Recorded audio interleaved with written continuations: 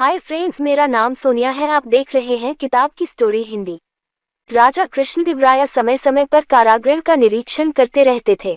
इसी क्रम में जब एक दिन वे कारागृह का निरीक्षण कर रहे थे तो एक कोठरी में बंद दो चोर उनके सामने हाथ जोड़कर खड़े हो गए और दया की भीख मांगने लगे। वे कहने लगे, महाराज, हम चोरी में माहिर हैं, चोरी के हर पैंतरे जानते हैं, राज्य के चोरों के बारे भी जानकारी रखते हैं। यदि आप दया कर हमें छोड़ देंगे तो हम आपके गुप्तचर बन उन चोरों को पकड़वाने में आपकी सहायता करेंगे। महाराज ने उन दो चोरों को छोड़ तो दिया, लेकिन एक शर्त भी रख दी। शर्त अनुसार उन्हें तेनालीराम के घर से बहुमूल्य वस्तुओं की चोरी करनी थी। सफल रहने पर उनकी महाराज के गुप्तचर के रूप में नियुक्ति निश्चित थी, लेकिन असफल रहने पर उन्हें फिर से कारागृह में बंद कर दिया जाना था। दोनों चोरों ने महाराज की शर्त स्वीकार कर ली। रात में तेनालीराम के घर के बगीचे में झाड़ियों के पीछे छुपकर बैठ गए और तेनालीराम के परिवार की सोने की प्रतीक्षा करने लगे। रात का भोजन ग्रहण करने के बाद तेनालीराम रोज की तरह अपने बाग में घूमने निकला तो उसे झाड़ियों के पीछे कुछ हलचल महसूस हुई। तेनालीराम तीव्र बुद्धि का था। उसने अंदाज लगा लिया कि हो न हो घर में चोर घुस आए हैं।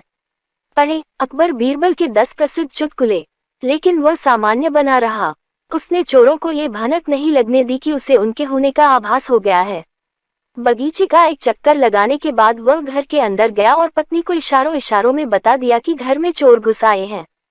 फिर चोरों की नाते हुए ऊंची आवाज में पत्नी से कहने लगा, सुनती हो, इन दिनों राज्य में चोरी की वारदात बढ़ गई है। हमें भी सतर्क रहना होगा। क्यों न हम तुम्हारे जेवर और अन्य बहुमूल्य वस्तुएं एक संदूक में भरकर कुएं में छुपा दें। कोई भी चोर कुएं में बहुमूल्य सामान होने की बात सोच ही नहीं पाएगा। पत्नी ने हामी भर दी। उसके बाद तेनालीराम एक संदूक लेकर बाहर आया और उसे जाकर कुएं में डाल दिया। झाड़ियों में छुपे चोरों ने तेनालीराम की बात सुन ली। वे बड़े खुश हुए कि अब तो आराम से वे तेनालीराम के घर से चोरी कर महाराज की शर्त पूरी कर लेंगे। वहीं बैठकर वे तेनालीराम के परिवार के सोने की प्रतीक्षा करने लगे। जब तेनालीराम का परिवार सो गया तो वे झाड़ियों से निकले और कुएं के पास गए। वहां बाल्टी और रस्सी रखी हुई थी। बिना देर किए वे बाल्टी से कुएं का पानी निकालने लगे और बगीचे में फेंकने लगे। पूरी रात वे कुएं से पानी निकालते रहे। भोर हो गई, तब कहीं वे कुएं से संदूक निकालने में कामयाब हो सके। संदूक बाहर आ जाने के बाद उन्होंने खुशी खुशी संदूक खोलने लगे, लेकिन जैसे ही संदूक खुला उनके आश्चर्य का ठिकाना नहीं रहा।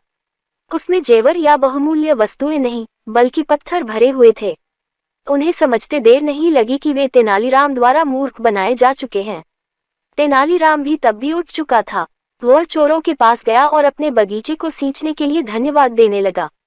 दोनों चोर बहुत शर्मिंदा हुए। तेनालीराम ने महाराज के सैनिकों को बुलवा भेजा था। कुछ ही देर में तेनालीराम के घर पहुंच गया और दोनों चोरों को ले जाकर कारागृह में डाल दिया गया। वीडियो पसंद आए तो वीडियो को लाइक करें और चैनल को सब्सक्राइब करें। धन्यवाद।